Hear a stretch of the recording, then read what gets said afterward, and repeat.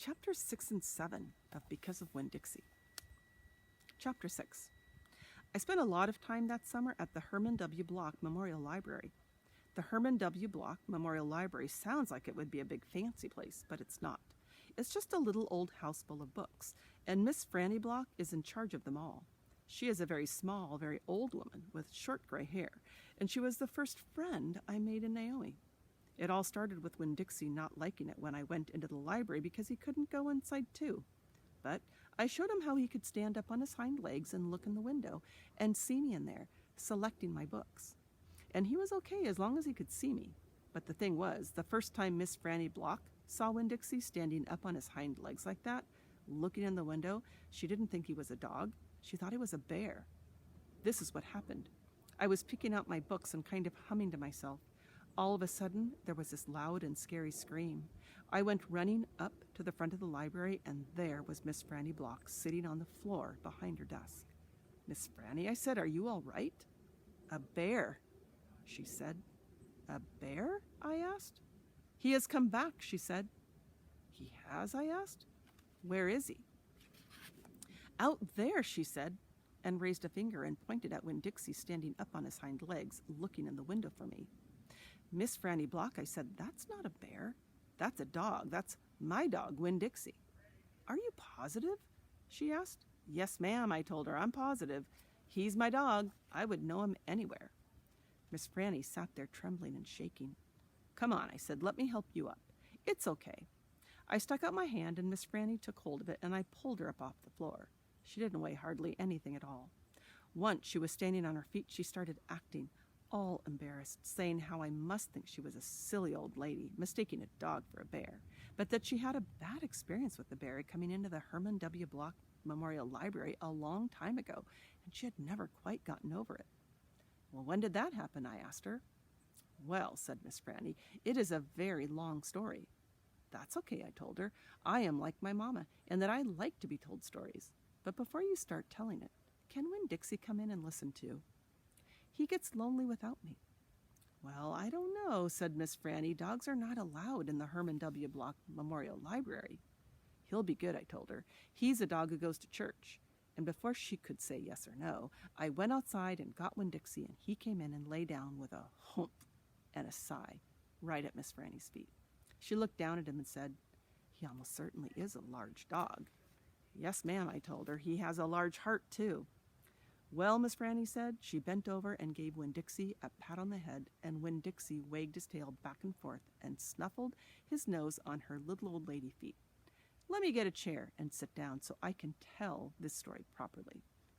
Chapter 7.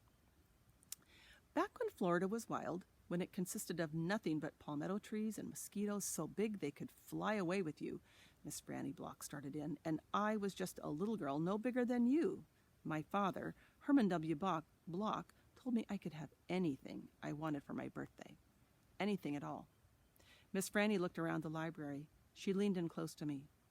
"I don't want to appear prideful," she said, "but my daddy was a very rich man. A very rich man." She nodded and then leaned back and said, "And I was a little girl who loved to read." And so I told him, I said, "Daddy, I would most certainly love to have a library for my birthday. A small little library would be wonderful."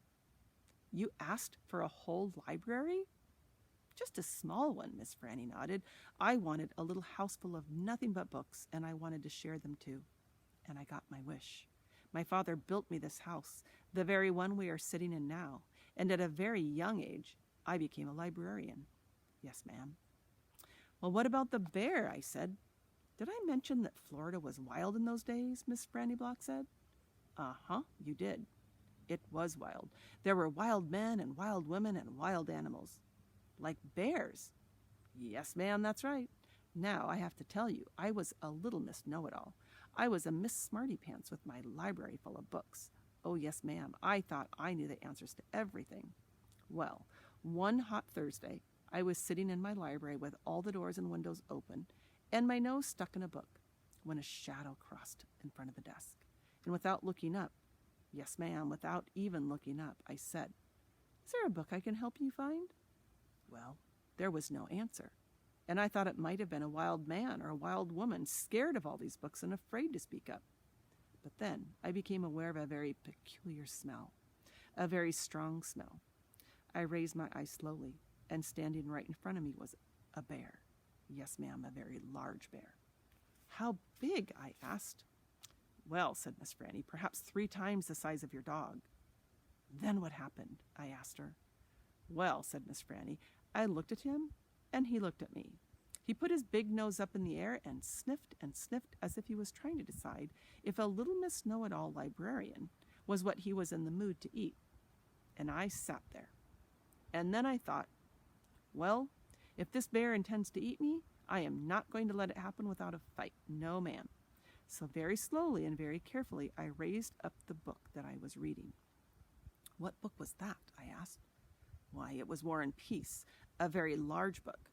I raised it up slowly, and then I aimed it carefully, and I threw it right at that bear and screamed, "Be gone!" And do you know what? No, ma'am, I said. He went. But this is what I will never forget. He took the book with him. Uh-huh, I said. Yes, ma'am, said Miss Franny. He snatched it up and ran. Did he come back? I asked. Nope. I never saw him again.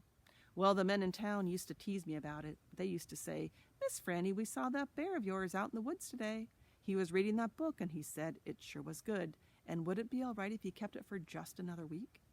Yes, ma'am, they did tease me about it, she sighed. I imagine I'm the only one left from those days. I imagine I'm the only one that even recalls that bear. All my friends, everyone I knew when I was young, they are all dead and gone. She sighed again. She looked sad and old and wrinkled. It was the same way I felt sometimes, being friendless in a new town and not having a mama to comfort me. I sighed too. When Dixie raised his head off his paws and looked back and forth between me and Miss Franny, he sat up then and showed Miss Franny his teeth. Well, now, look at that, she said. That dog is smiling at me. It's a talent of his, I told her. It is a fine talent, Miss Franny said. A very fine talent. And she smiled back at Winn-Dixie. We could be friends, I said to Miss Franny. I mean, you and me and Winn-Dixie. We could all be friends. Miss Franny smiled even bigger. Why, that would be grand, she said, just grand. And right at that minute, right when the 3 of us had decided to be friends, who should come marching into the Herman W. Block Memorial Library but old pinch-faced Amanda Wilkinson. She walked right up to Miss Franny's desk and said, I finished Johnny Tremain, and I enjoyed it very much. I would like something even more difficult to read now, because I am an advanced reader. Yes, dear, I know, said Miss Franny. She got up out of her chair. Amanda pretended like I wasn't even there. She stared right past me. Are dogs allowed in the library? She asked Miss Franny as they walked away. Certain ones, said Miss Franny, just a select few. And then she turned around and winked at me.